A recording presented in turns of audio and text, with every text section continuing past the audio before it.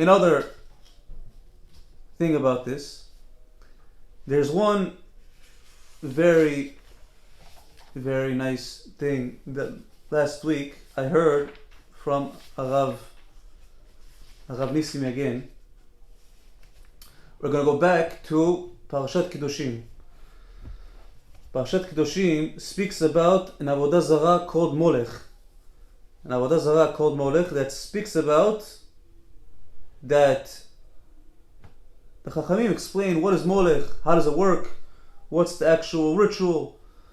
The thing that I learned is that basically what Molech was is they sacrificed their kids, their babies. It's very, very terrible avodah zarah that they used to go, that idol worship they used to go and give off their kids, their infants, to this avodah zarah. So a little bit of the ritual that happened is that one part of the ritual was that they passed between two fires. They took the kid and they passed between two fires, two bonfires right here, and they passed between both of them. And also, the avodah zarah that they had, the Molech, was actually a statue that was hollow. And the statue, basically, it was hollow, but they added fire into it. It had fire in it, so it was a hot statue. And the statue basically stood like this and had his hands out like this. And since it had fire in it, it was very, very hot. You have a metal statue. You have a statue that's made of rock, metal, and they passed the kid through the bonfires, and they took the baby and put it on the hands of this statue. And with the baby on the statue, the baby, mamash, very, very sick. The baby died because it burnt alive. Now, normally, a parent, first of all, the parents are crazy by themselves itself. But usually, whenever the kid is crying, the mother has emotion. Even if there's a car, flip over the car. It doesn't make a difference. Doesn't make a difference. I die. I'll save the kid. I'll run. So usually the kid starts crying. The baby starts crying. The mother's gonna be like, "Listen, forget it. The father's gonna kill everybody just to get the baby back, just to save the baby, or at least stop someone else." After what happened, they heard the baby crying. They were like, "You know what? I feel bad. You know what? I'm gonna make a whole entire thing, dismantle everything." Start a whole entire rebellion. So to prevent this, to prevent them running after the baby saying, "I'm sorry, never mind, I want my baby back." To prevent this, the priests that were over there used to play drums for them not to hear the kids, for them not to hear the babies. They were called tupim, the drums. So basically, the chidush is, Rabbi again explains, he says, unfortunately, many people in Israel, he lived in Israel, so he spoke about Israel, but unfortunately, even in America, they do this. In New York, other places in America. So what's the current, the current equivalent to Molech of nowadays? Nowadays, as far as I know, no one does this. Maybe some people, crazy people, still do it somehow. Whatever, they sacrifice babies, crazy people. This is what's the equivalent of nowadays of Molech? The equivalent of nowadays is sending the kids to public school. Why? Because you have to send them to Torah, you have to send them to yeshiva, to learn, to grow. But in the end, you're sending them to this school that has drugs, crazy people. People are barely Jewish. There's no Jewish people over there. Everything is secular. They're talking about all garbage, kfirah all the time. So what is he saying? Whenever you send your kids to this thing, to public school, you are mamash sacrificing your kid to avodah zarah. Now, I'll tell you one thing. I looked into pasuk and explains even for it explains. It goes.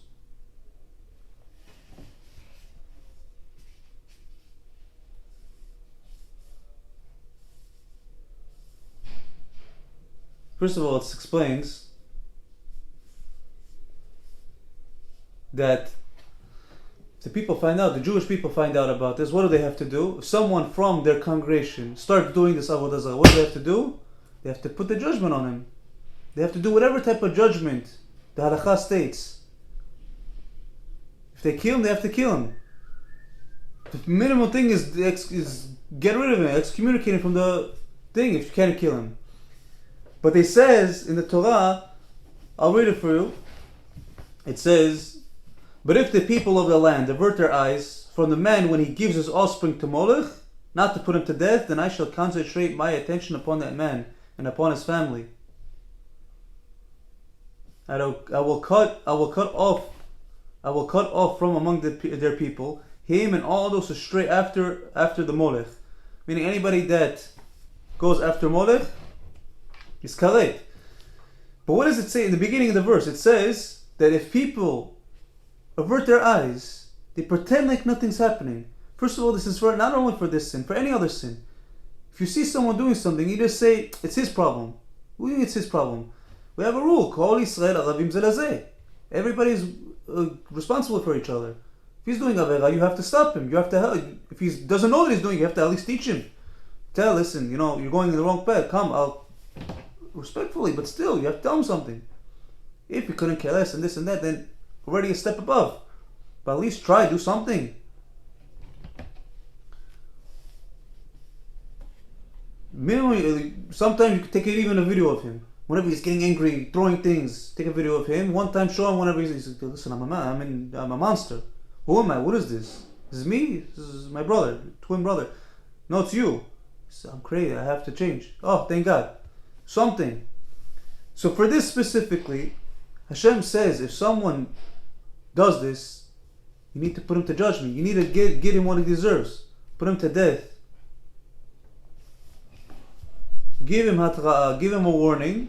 And if he still doesn't do it, you have to give him death from in the time of the Sanhedrin. Now we don't have Sanhedrin. You have to do something. What do you have to do? So I had the chidush and I explained and I thought about it. I said, okay, fine. How does it work? How does it work that Rabbi again says that the modern day way of Molech is sending your kids to public school? So I was thinking, okay, fine. How did we say that the ritual happened? You send between two fires and in the end the baby burns. So I was thinking, looking inside the thing, looking inside the Rambam, this, that, all these type of things. The Ramban, I mean.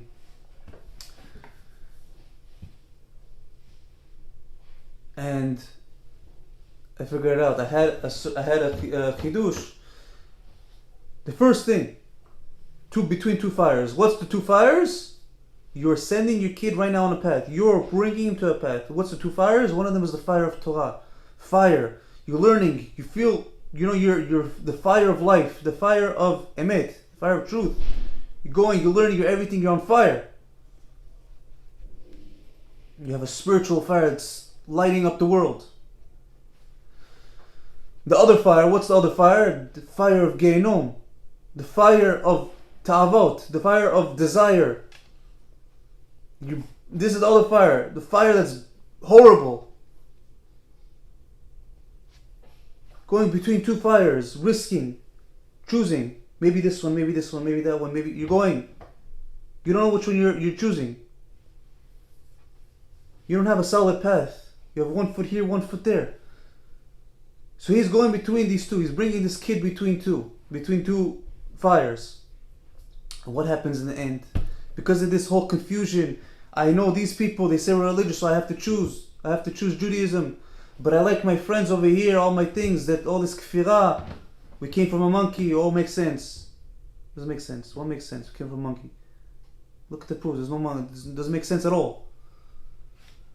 So he says, no, because my professor said he's a smart man. Your professor's an idiot.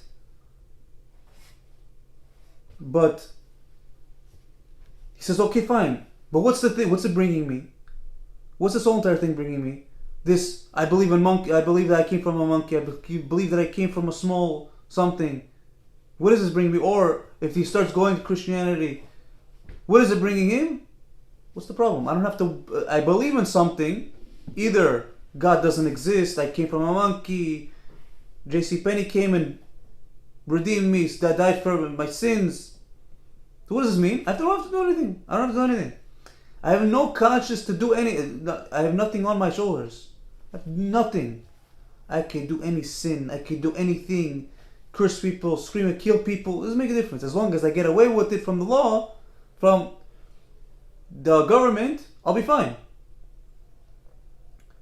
But he has over here with maybe crazy people with they have laws. What laws? Why laws? God said, oh, what God? There's God? Oh, whatever. I don't believe it because I learned this thing. So he's going and he's this, that, all. He's being confused. And in the end, he chooses the easy way out. Because he thinks that there's a way, there's a choice. But what's going to be his end? What's going to be the end? The same way that over here. What happens? The baby burns. What happened over here? This guy's going to go to Gehenna. He's going to go to hell. He's going to go to hell. Why are you putting this person in this risk, in this problematic path?